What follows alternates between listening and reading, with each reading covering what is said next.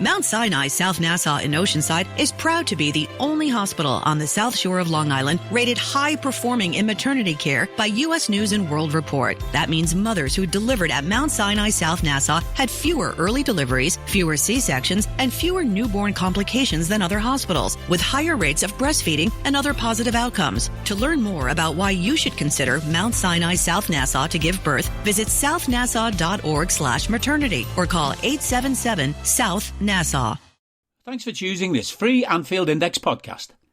If you'd prefer to listen to this or any of our other shows without adverts, then now's the time to check out Anfield Index Pro. With AI Pro, you can supercharge your entire listening experience. You'll not only get all of our podcasts without the ads, but you'll have them far faster with our quick publish feature available exclusively for subscribers. AI Pro also puts you in the heart of our sound studio, with an option to listen to many of our shows live and interact with the podcasters in real time as the shows are recording. Upgrading couldn't be easier. AI Pro is available on all popular podcast platforms, and we have our own apps for Apple and Android. Just head on over to AnfieldIndexPro.com and get started today. Hello and welcome to the Daily Red, your lunchtime catch-up on all things Liverpool FC on a Thursday on which Liverpool have released the new kit for 24-25. This kit is inspired by Rome 84, Liverpool winning the European Cup, and I don't like it. I don't like it. I don't like the collar more than anything. I don't actually mind the rest of it. I quite like the swoosh and the liverbird being in gold. I like the plain badge as is. The standard chartered thing is never going to look particularly good. It's just not an attractive logo. But I just don't like the collar. That's basically where I land. Now, it's absolutely irrelevant to me. I won't be buying it. I don't remember the last time I bought a Liverpool kit, but I certainly wouldn't be buying this one. I'm looking forward to next season. Is it next season? Not next season, the season after. The 25-26 season when, according to the rumours, we'll be with Adidas. I'm looking forward to seeing what they can do. I think the Nike kits, in truth, they've been a disappointment. Design-wise, they're quite lazy. This one's, it's a little bit interesting. Excuse me, a little bit interesting. But again, the collar just ruins it for me. The pictures in the release. Why is Mo Salah wearing Virgil van Dijk's trousers? Can anyone answer that? He looks like someone lassoed them onto him, and the plan is for him to grow into them. Very, very odd. What else do we have here? Liverpool Loney wins another trophy, now 3 games away from a double. Vítězslav Jaros. So let's see. He joined Sturm Graz in January and became first choice. He's now played 18 times. On Wednesday evening, they won the Austrian Cup, beating Rapid Vienna.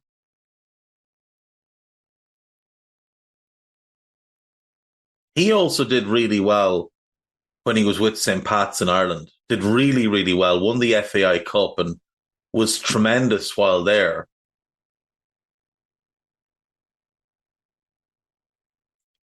Sturm Graz are 3 points ahead of RB Salzburg with 3 games left. And as we all know, Salzburg have dominated the Austrian Bundesliga in recent years, which is not a surprise considering the sheer financial gulf between them and everybody else. So it would be an incredible achievement if Sturm Graz can see this out. Now, who do they play They play Hartberg.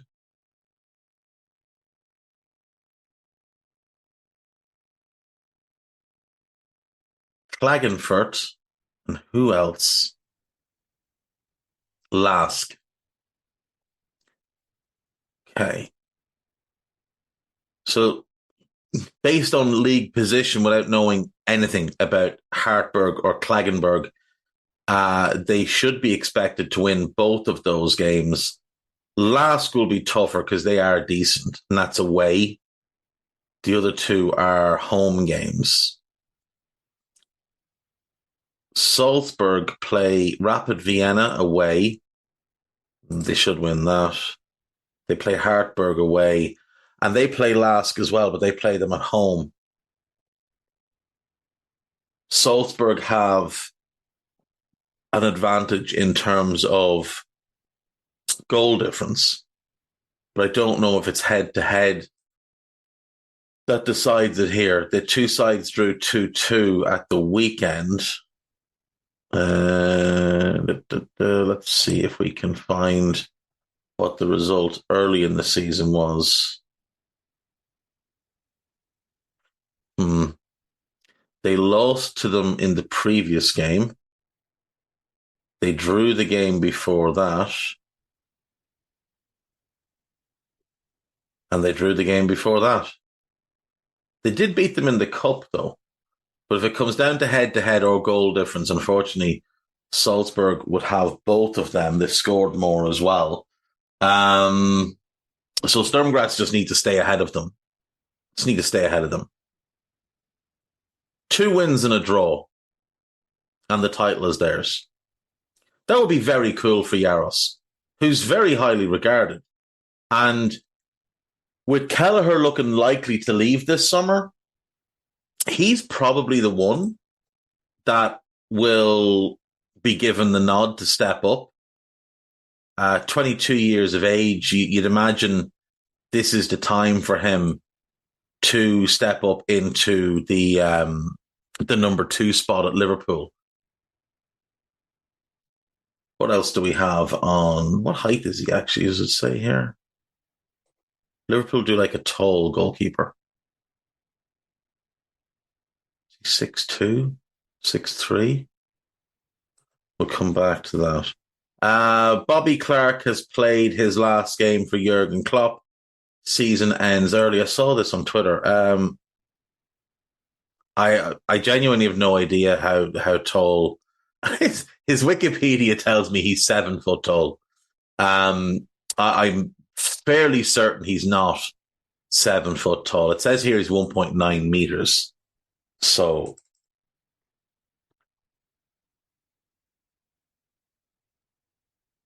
let's see.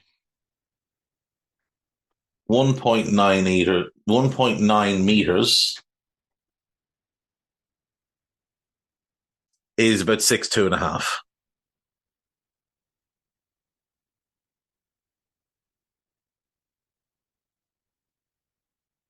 Big lad. He's a big lad. Right, we'll move on because I'm rambling. But yeah, Bobby Clark has played his last game for Jurgen Klopp. His season is over because of injury. To be fair, he's had a really, really good first season playing in and around the first team, even though he did miss such a chunk of the season early on, which was a shame. Once he came in and was involved, I thought he was really, really impressive. Don't think he ever looked out of his depth, being completely honest. And sometimes you see it with talented youngsters. Now, he didn't play against top opposition in the league, but, you know, he did play against a couple of good Premier League teams, and he looked like he belonged. And obviously played a big part in the League Cup final and got his first winner's medal, which is absolutely incredible for him in his first season involved. Liverpool coach pens emotional goodbye letter after 15 unbelievable years. John Achterberg is leaving the club, so there'll be change there. Nike blamed for 24-25 Liverpool new kit price increase. I did like on the club website, they had the prices like marked out with new discounted prices, but the discount percentage was 0. So that was quite fun. So David Lynch is saying that Nike have been blamed for the rising price of Liverpool's new home shirt following its launch on Thursday morning. The cost of a standard adult shirt has gone up to £80 for 24-25, while the same jersey in youth sizes now comes in at £60, rise of just over a fiver from last season. Meanwhile, the match jersey worn by the players is priced at 125. That's a 10 quid hike. And the infant kits have gone up £7 to 52. 52 quid for an infant kit. Like, that's disgusting, to be totally honest. Sources have told This Is Anfield that this jump in price is down to Nike's non-negotiable manufacturer's suggested retail price, which has gone up 8.5% for all its clubs. The clubs have taken steps to absorb these increases by retailing next season's shirts at prices that are on average 5.5% lower than the American manufacturer's ORP. So Nike wanted the prices up even higher. That's vile. Absolutely vile. Keep an eye on the Chelsea and Tottenham kits, because it says here, by contrast, Chelsea and Tottenham, who also have deals with Nike, are expected to pass the rises on to the fans. So just keep an eye for how much the Chelsea and Tottenham kits are priced at when they come out. And let's see what the difference is there. The idea of there being two different shirts pisses me off as well. It's just such a money grab. It's absolutely disgraceful. Right. So the stadium shirt went up from $74.95 to 80 quid. Nike suggested it should be 85. The match shirt, $114.95 to $125, which is what Nike suggested. The youth match shirt was 100 quid last year. It's 100 quid this year. Nike suggested it should be 120 for a kid's shirt. This is vile. Absolutely vile. Another reason to be rid of them. Jurgen Klopp is already planning to return for next Liverpool trophy parade. Good. That's good. Liverpool confirm new contract for 17-year-old with big future. Oh, Carter Pennington. Yeah, he's highly regarded. So he has signed his first professional contract. Strange Pacho rumour, coach departs and injury blow. Well, the coach departing is Achterberg. The injury blow is Bobby Clark. The Pacho rumour is weird. So William Pacho's the Ecuadorian centre-back who plays for Eintracht Frankfurt. He is a huge, huge talent. But according to Bild, we would be willing to buy him and then loan him back for a year, which doesn't sound too ridiculous until you remember that the price on him is between 50 and 60 million. Nonsense. But a huge talent, and one I'd be very interested in us getting. He would have made a lot more sense for a back three under Amorim than a back four under Slot, though, because Virgil plays left side centre back, and I don't think he's going anywhere anytime soon. Liverpool fans bring Kop flags back for Jurgen Klopp's final 2 home games. Good. The Premier League will not have a 5th Champions League spot next season. Instead, the Bundesliga and Serie A will get them. which is pretty funny, to be honest. But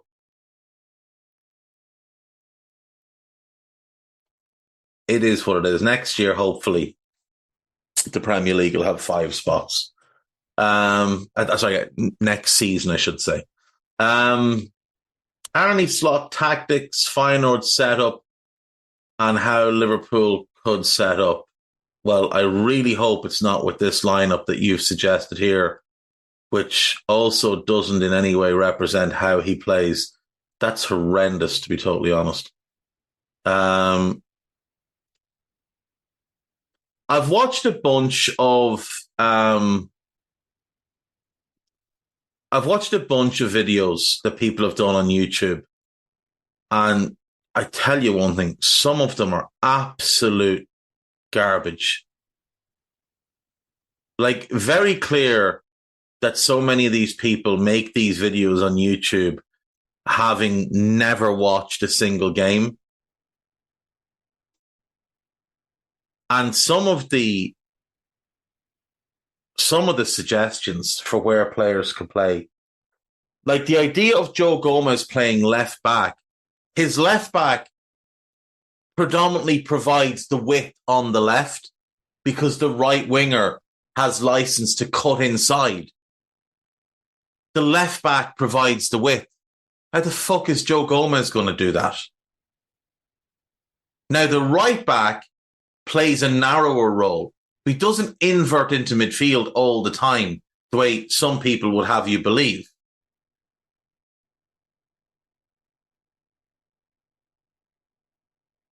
I saw a suggestion yesterday of McAllister and Trent as a double pivot. Might be the worst thing I've heard yet. Genuinely. McAllister's completely unsuited to being the 6 in an Arnie Slot team. He'd play the Ergen Koku role, which is the more attack-minded of the double pivot. But certainly not the number 6 role. And Trent is a horrible suggestion as a defensive midfielder. Absolutely horrible.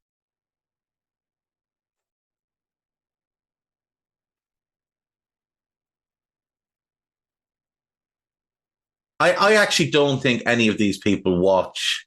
Like, this is woeful. I don't think any of these people actually have watched Feyenoord play any more than twice. And they've picked games where, it looks like a 4-3-3. I'll go with this one. Dreadful, dreadful, dreadful stuff. On Anfield Watch, Sam Maguire had an exclusive that Joe Gomez is considering his future at Liverpool. That's not necessarily a surprise. I think, given his age, it's quite likely that Joe would like to go and play elsewhere and start and play regularly. He's not going to get that chance at Liverpool. Liverpool ready 51 million Naby Keita trick. This is again about Pacho. We're not going to do that. I'd be stunned if we did. Shock report claims Bayern Munich want Van Dijk. Right. Journalists believe it's now likely Liverpool signed 7-goal Dutch star. That's Gertrude. The journalist in question is very unlikely to have any insight on what Liverpool are doing. Liverpool have found their goal-scoring midfielder, but he cost 51 million. I mean, it's Town Koopmeiners. He's not worth 51 million.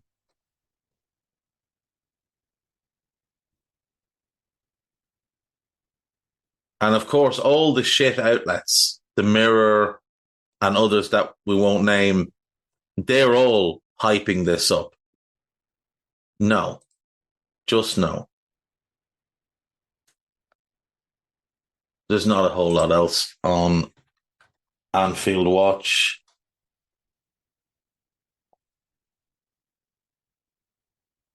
Henry Jackson had an article there about why Diogo Jota must grab his chance to become first choice number 9. You just can't make Diogo Jota your first choice number 9. The guy can't stay fit. It would be a fool's errand to make him your first choice number 9. Liverpool could sign player Arne Slot, tipped to be the best in the world. It's Mats Wiefer. Piece about Pacho, a piece about the kit, a piece about Virgil. Jurgen Klopp tipped to make U-turn. Best 5 Liverpool home kits ever as Nike launches first jersey of the Arne Slot era. We'll come to that. Man United targets their own Virgil van Dijk. This is Ronald Araujo, and if he's available, we should be all over that. How Wijnaldum and Gerrard have fared in Saudi Arabia since Henderson left them. Much better. Much, much better. Having flopped spectacularly and then ran away without getting paid to now flop in the Eredivisie. Henderson has left behind an Al Ettifaq team that are simply much better without him. Much, much better without him. Tremendous stuff. Right, best 5 Liverpool home kits. Let's see. 1920. No. No. 87, 88. Yeah, that's an absolute belter. That's one of the best kits we've ever had. Without question. That is class. Let's see. 04, 05. Yeah, I did like that Reebok kit. 18, 19, no. They're just picking kits that we won major honours in. The 89, 90 is the best kit we've had. But no, 18, 19 and 19, 20 do not make the list. Drivel.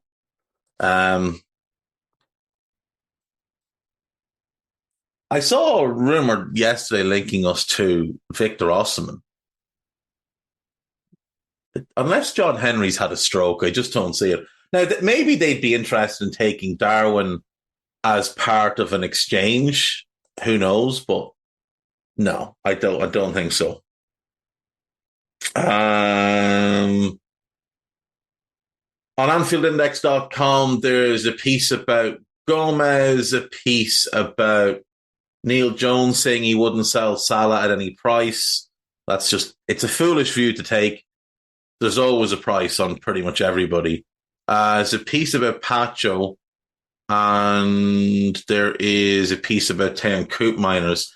There's also a piece about Troy Deeney. Troy Deeney said on TalkSport, I think yesterday, that Mo Salah isn't world class. He's a level below world class. What the fuck would Troy Deeney know about world class? Like, a bang average grafter with the technical ability of a wheelie bin. Troy Deeney was woeful.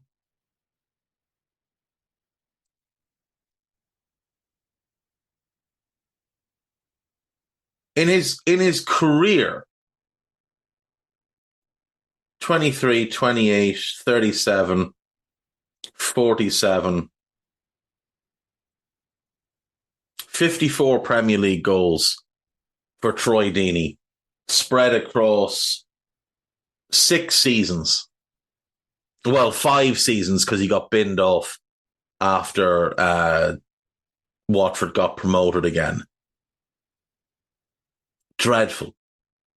Like, that's a season and a half of Salah, or 2 seasons of Salah as a winger. And this fella's doing that as a number 9. His managerial career is one of the funniest things that's ever happened.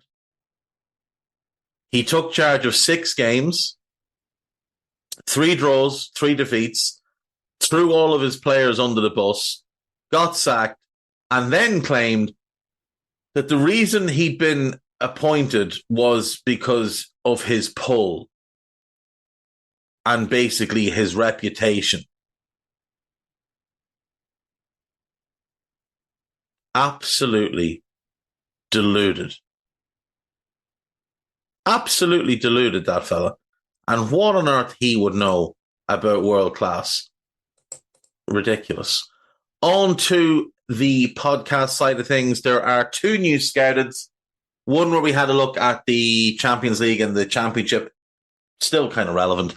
There's a new Under Pressure, which covers the Everton and West Ham games, and a bit about Arne Slot. And then the second scouted is looking at the Europa competitions and tonight's game between Chelsea and Spurs, as well as our own game against Spurs this weekend. So there we go. I've finished rambling. No idea if this podcast was any good because I kind of blacked out halfway through because I'm not feeling the best. But I will see you all tomorrow, all going well. Take care of yourselves. Bye-bye. We hope you enjoyed listening to this Anfield Index show. Please be sure to subscribe to our channel so future podcasts find their way to your device automatically. There's nothing quite like fan engagement, and we'd love to know what you think of anything discussed on this show. The best way to get in touch is over on our free Discord community, where both podcasters and listeners debate the hottest LFC topics 24/7. Sign up free now at AnfieldIndex.com/Discord. You won't regret it. You can also follow us on Twitter at Anfield Index and find us on Facebook by searching for Anfield Index. Oh, and before you go, we'd love it if you could leave us a 5-star review on your favourite podcast app. It only takes a couple of seconds, and it means the world to the people who create these free shows. Sports Social Podcast Network.